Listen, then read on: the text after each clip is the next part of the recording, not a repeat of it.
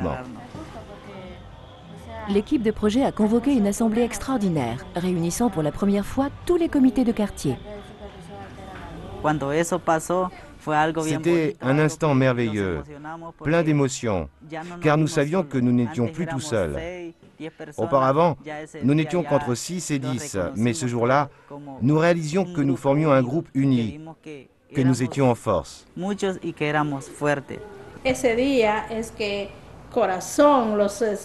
Ce jour-là, chaque membre s'est engagé à inviter 10 personnes à une assemblée générale le week-end suivant. Tout le monde est venu et nous avons proclamé l'établissement du syndicat. De cette façon, les syndicalistes de Corazon ont rompu le silence. Lorsqu'elle a eu vent de la création du syndicat Citracor, la direction n'a pas perdu une seule minute pour réagir. Ceux et celles soupçonnés d'être des meneurs au sein du syndicat ont été renvoyés. Nous sommes donc immédiatement intervenus auprès de l'entreprise, du gouvernement et des détaillants concernés. Cela a permis la réintégration des employés congédiés, mais n'a pas empêché la direction de continuer à faire pression sur les militants du syndicat.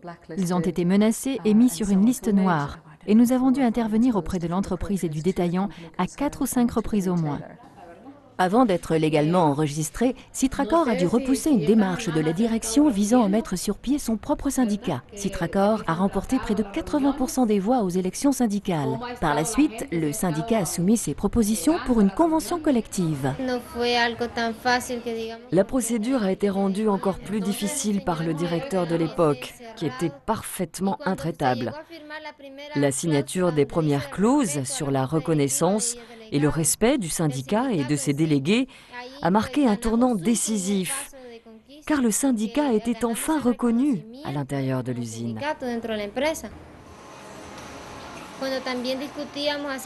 Au moment d'amorcer les négociations salariales, un conflit a éclaté et tout le monde s'est mobilisé. Ce qui a le plus déconcerté la direction a été de voir tous les employés se rallier au mot d'ordre « Nous voulons cette convention ».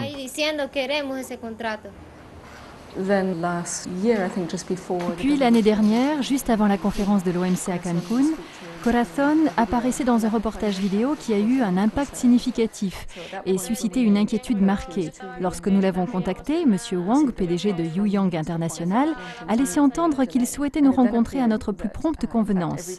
Il s'avérait qu'à chaque fois que nous étions intervenus, le patron de Youyang avait eu à s'expliquer auprès de ses clients concernant la situation dans ses usines. Youyang International commençait à accuser le coup et était désireuse de voir la situation rentrer dans l'ordre aussi vite que possible. La signature de la convention a représenté une victoire décisive pour le syndicat. Nous avons recouvré une partie de l'argent qu'ils nous avaient dérobé. Une augmentation salariale, plus de mauvais traitements. Ils nous traitent désormais comme il faut. Leur attitude envers les gens a changé. Nous sommes traités sur un pied d'égalité. Même les acheteurs devraient reconnaître que l'entreprise a totalement changé d'attitude vis-à-vis de ses employés. C'est un énorme revirement de situation.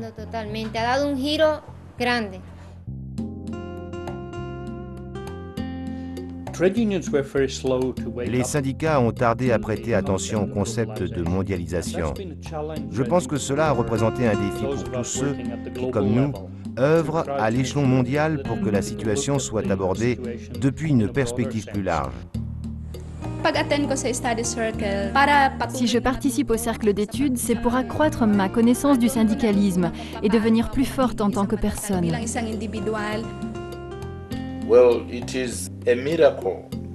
C'est un miracle que nous soyons encore là. Les cercles d'études nous ont permis de préserver nos membres. Il n'est guère agréable de travailler sous l'oppression. Désormais, tout cela c'est du passé. Voilà réellement la victoire que représente la convention collective.